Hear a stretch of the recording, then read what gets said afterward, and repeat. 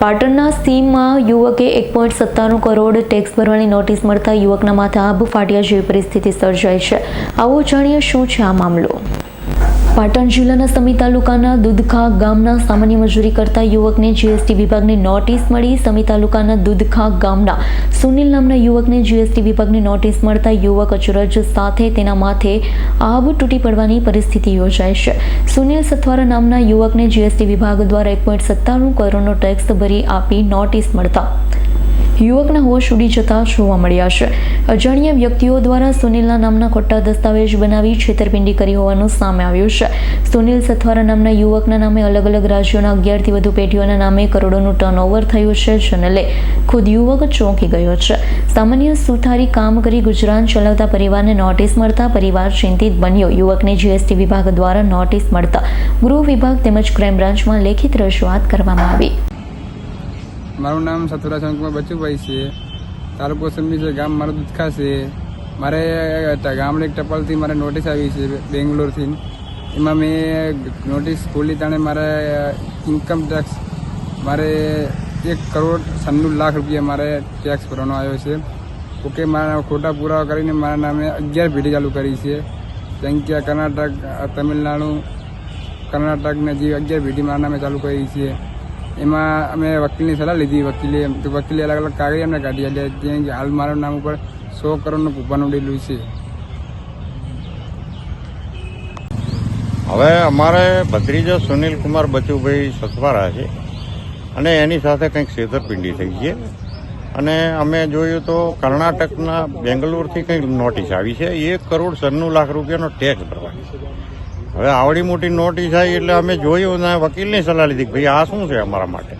હવે અમે તો નાના માણસો મજૂરી કરીને જીવનારા છીએ અને અમારા સુનિલ છે એ સુધારી કામ કરીને જીવન જીવે અમદાવાદમાં।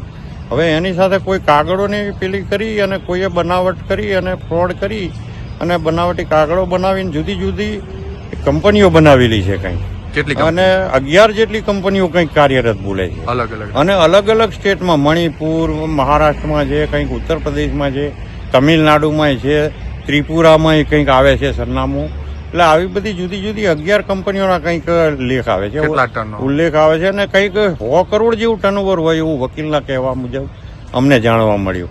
એટલે આટલું બધું તો અમે તો હવે મજૂરિયા માણસો, હવે આવું કંઈ અને અંગ્રેજીમાં નોટિસ એટલે અમે બહુ સમજી પણ ના શકીએ।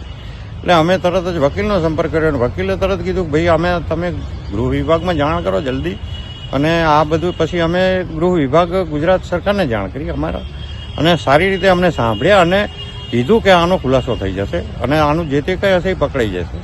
અને પછી ત્યાંથી સાયબર ક્રાઇમમાં ગયા તો ક્રાઇમમાં મેડમે અમને બહુ સાંભળ્યા, અમારી અરજી પણ લીધી અને યોગ્ય પગલાં ઘટતા કરી આપશે। પણ જોકે આવું અમારી સાથે કંઈક અમારા સુનિલ સાથે કંઈક ફ્રોડ થયું છે અને એના બનાવટી કાગળોથી કંઈક દસ્તાવેજી પુરાવા બનાવટી કરી અને કોઈને કોઈ રીતે આ લોકોએ આવું મોટું કૌભાંડ આચરેલું છે અને 100 કરોડ ઉપરનું કંઈક ટર્નઓવર થતું હોય એવું લાગે છે। આવું જાણવામાં અમને આવ્યું એટલે અમે તરત જ કાયદાકીય રીતે જાણ કરી દીધી અને અમે તો ગામડાના માણસો, ગરીબ માણસો, હવે અમે મજૂરી કરીને જીવીએ ને આવું તો કાંઈ અમારા અને બીજા કોઈના જોડે આવું થાય કે અમારા જોડે આવું થયું બીજા કોઈના જોડે થાય તો એ મુસીબત થઈ જાય એમ દરેક માટે। એટલે આવી વસ્તુ અમે તરત જ જાણ કરી દીધી અને આ એકદમ ખૂબ ફ્રોડ છે મોટું, અને જે કરવાવાળા છે એમને સત્વરે કોઈને કોઈ રીતે જબે કરી લેવા જોઈએ, નહીતર બીજા કોઈ પણ માણસો પણ આવી રીતે ફસાઈ શકે છે। સંજીવ રાજપૂત સાથે અનિલ રામાનુજનો રિપોર્ટ, S9 ન્યૂઝ પાટણ। અમારી તમામ માહિતીથી અપડેટ રહેવા માટે જોડાયેલા રહો S9 ન્યૂઝ સાથે।